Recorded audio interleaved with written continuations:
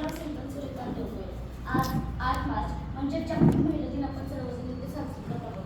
सर्वप्रथम तुम्हा सर्वांना माझ्याकडून जागतिक महिला दिनाच्या खूप खूप शुभेच्छा. महिला दिन. महिला दिन म्हणजे कोण? महिला दिन म्हणजे कोण शब्दाचाच अर्थ आहे.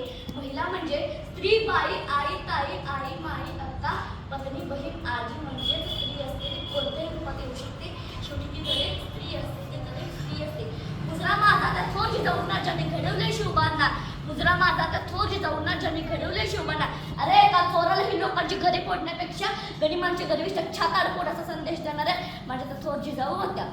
वंदे ले हर वो लोग के मुंह से सुनी हमने वो कहानी थी. अरे खूप लढी मर्दानी वो तो झांसी वाली राणी थी. राणी लक्ष्मीबाई आपल्या एवढ्याशा पोराला, एवढ्याशा लेकराला आपल्या पाठीला बांधून ही इंग्रजांची गरिबांची खेळत राहिली, झुंजत राहिली, लढत राहिली आणि हे सिद्ध करून दाखवले की भारतातल्या महिला कधीही मागे हटत नाहीत. भारतातल्या महिला कोणालाही देत नाहीत. भारतातल्या महिला किती सक्षम आहेत. ज्या काळात मुलींना शिकवणे गुन्हा होता, पाप होता, एक चूक होती, त्या काळात माझ्या सावित्रीने दगड गोटा शेण खाऊन चिखलाने माखलेली साडी सहन केली आणि देशाला घडवणाऱ्या या देशाचे भविष्य या मुलींना जन्म दिला, एका बाईला जन्म दिला, एका स्त्रीला जन्म दिला, एका महिलेला जन्म दिला. शेवटी ती तर एक स्त्री असते. ती तर एक स्त्री असते. आपल्या देशासाठी, आपल्या समाजासाठी, आपल्या सर्वांसाठी ज्यांनी संविधान दिले असे थोर बाबासाहेब आंबेडकर यांना आधार होता तो म्हणजे रमाबाईंना, यांना साथ होता तो म्हणजे रमाबाईंचा. ते म्हणतात ना, प्रत्येक यशस्वी पुरुषाच्या मागे एका स्त्रीचा हात असतो, एका स्त्रीचा हात असतो. आणि अहिल्याबाई होळकर, वालुआई अशा अनेक स्त्रिया होऊन गेल्या. अशा अनेक स्त्रिया होऊन गेल्या, जगाच्या पाठीवर आपलं नाव टाकून गेल्या.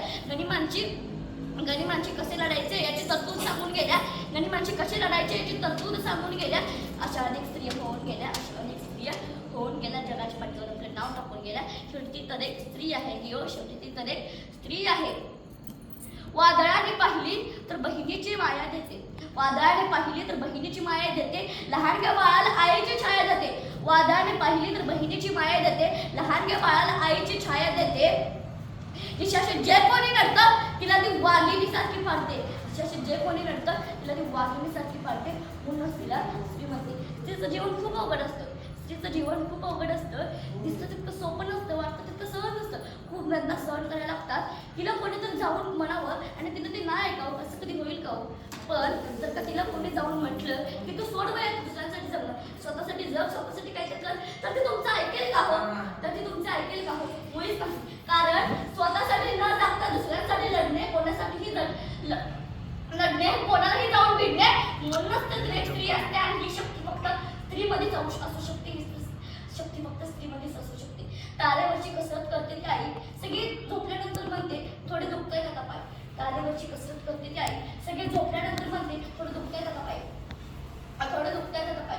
तिला जाऊन कोणतरी म्हणावं, दुसऱ्यासाठी जगण्याची गंमत काय, दुसऱ्यासाठी जगण्याची गंमत काय, एकाच जन्मी बाई असण्याची किंमत काय, एकाच जन्मी बाई असण्याची किंमत काय.